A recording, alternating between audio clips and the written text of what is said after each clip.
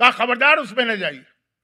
اب cousin marriage کے حوالے سے جیسے انگلینڈ میں 10 سال پہلے بل آیا تھا تو کہا 40% چانسز ہیں کہ بچے جو ہیں وہ اسپیشل چائلڈ پیدا ہوں گے. 40%. لیکن دوسری ریسرچ کی گئی کہ صرف 1%. اب ذرا دیکھیں نا دونوں میں فرق کیا ہے. کوئی ریسرچ اگر ہوتی ہے, ایک نے کہا 40, ایک نے کہا 38 سمجھ میں آتا ہے, ایک نے کہا 42 سمجھ میں آتا ہے. دنیا میں عام نارمل میرجز جو ہوتی ہیں, نارمل, کوئی دور دور کوئی تعلق نہیں ہے, وہ ہے کہ اس میں 2% چانس ہے اسپیشل چائلڈ.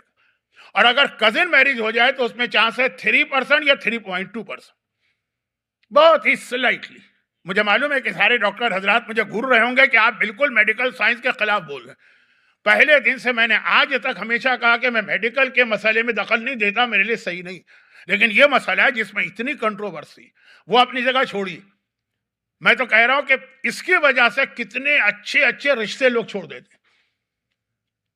اچھا مجھے معلوم ہے کہ بزرگ نہیں, وہ تو ایسا ماحول دیکھ کر آئے نا. آل محمد کے گھرانے میں 90% شادیاں کزن میرج تھی.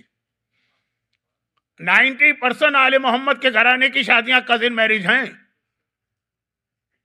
تو ان کے لیے مسئلہ نہیں, بچوں کا مسئلہ ہے. لڑکیاں تیار نہیں ہوتی, نہیں کزن میرج تو نہیں کرنا. جبکہ جیسا میں نے کہا یہاں بھی اس وقت اسٹل 18 تو ایسی اسٹیٹ ہے جہاں بالکل پرمیشن ہے, اور یہ پورا یورپ ہے. وہ سب بھی بالکل جاہل جپٹ تو نہیں ہے نا کہ آپ کہیں گے پاکستان کے لوگوں کو کیا پتا, وہ تو بالکل جاہل لوگ. یو کے بھی ہے نا, فرانس بھی ہے, جرمنی بھی ہے, بڑے ترقی یافتہ ممالک ہیں. تو اب یہ کہ لڑکیاں تیار نہیں, لڑکے تیار. چوائس خود ہی آپ نے لمیٹڈ کر دیا. پھر کہتے ہیں کہ جی وہ صحیح میچ نہیں ملتا. صحیح میچ نہیں ملتا تو غلط میچ مل جاتا ہے, تو گھر کی زندگی جہنم بن کے رہ جاتی.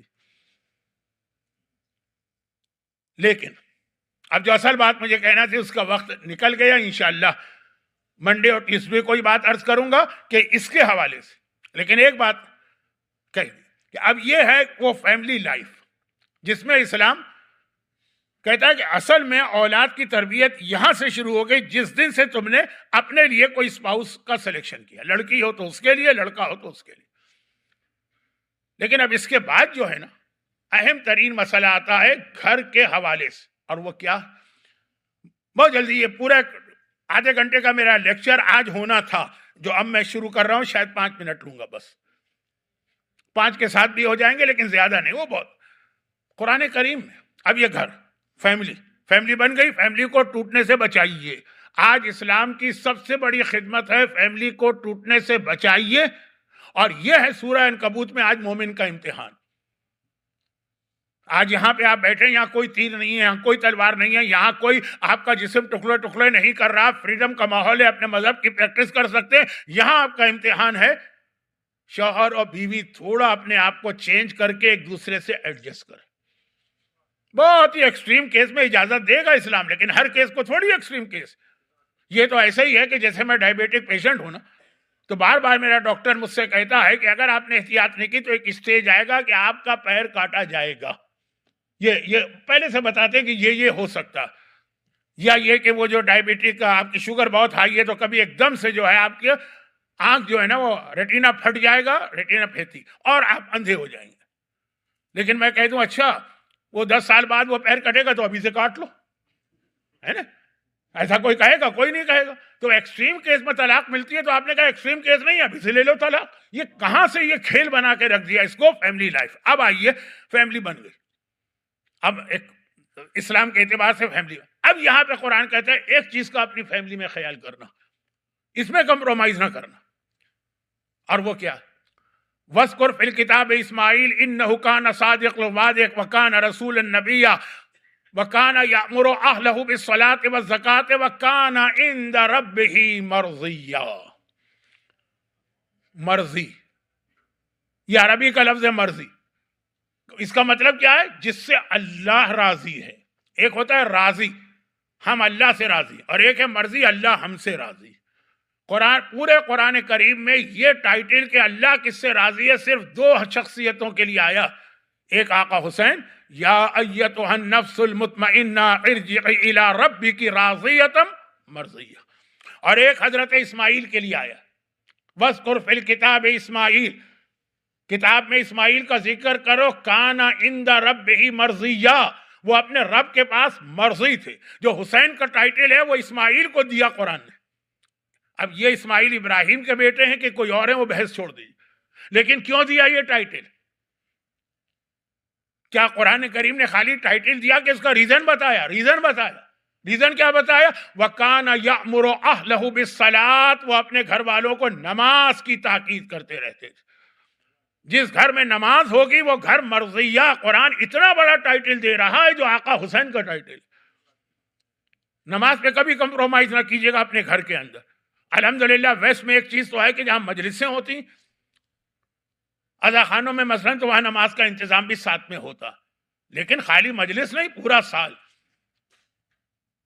خود سورہ طٰہٰ کی آیت نازل ہوئی ہے بالکل شروع زمانے میں پیغمبر کے. وہاں کیا ہے؟ وَأْمِرْ أَهْلَكَ بِالصَّلَاةِ وَاصْطَبِرْ عَلَيْهَا. اے حبیب, اپنے گھر والوں کو بھی نماز کا حکم دو اور خود بھی نماز کی پابندی کرو. گھر والے اس وقت تھے کون؟ دو, خدیجہ طاہرہ اور مولا علی. شہزادی بھی پیدا نہیں ہوئی جبکہ یہ آیت. لیکن کہا تم بھی نماز کے پابند بنو اور اپنے گھر والوں کو بھی نماز کا حکم دو. حضرت ابراہیم اللہ نے بڑے رتبے دیے. کربلا کا واقعہ ابراہیم کے قربانیوں کا اختتام. وَفَدَيْنَاهُ بِذِبْحٍ عَظِيمٍ, سب کو معلوم یہ کربلا. تو بس یہ میں آگے آخری منزل بھی, یہاں سے ربط مصائب آ رہا ہے. ابراہیم اللہ نے بہت دیا, بہت امتحان بھی لیے, ہر امتحان میں کامیاب ہوئے, ایک بڑا عہدہ ملا. اس میں کامیاب ہوئے, اس سے بڑا عہدہ ملا. اس سے کامیاب ہے, بڑا عہدہ ملا. اچھا, اب عہدے ملتے جا رہے ہیں, رتبہ بڑھتا جا رہا ہے, لیکن ابراہیم نے اپنے اولاد کے لیے کبھی کچھ نہیں مانگا. اولاد کے لیے مانگا تو صرف دو چیزیں مانگی. ذرا اندازہ کریں, جب دو چیزیں ہیں تو ان کا اسٹیٹس اگر بظاہر ایک جیسا نظر آئے. ایک کیا؟ انی جاعلک للناس اماما قال ومن ذریتی. جب خدا نے کہا میں نے تمہیں امام بنایا, امامت اتنا بڑا عہدہ ہے کہ ابراہیم تڑپ گئے, خدا بندہ یہ خالی مجھے نہ ملے, میری اولاد بھی. ایک امامت مانگی, اور ایک رب اجعلنی مقیم الصلاۃ ومن ذریتی, خدا بندہ مجھے نمازی بنا, میری اولاد کو بھی نمازی بنا. یا اولاد کے لیے امامت مانگی ہے یا اولاد کے لیے نماز مانگی ہے. کوئی اہمیت ہے اس نماز کی؟ ہاں, یہ وہی جو میرا اصل موضوع چل رہا ہے. ایک ہوتی ہے غدیری نماز جو تیروں کی بارش میں پڑھی جاتی ہے کربلا میں. ایک ہوتی ہے یزیدی نماز کہ شور مچاتے ہیں حسین کو جلدی شہید کرو, ہمارا وقت فضیلت جا رہا.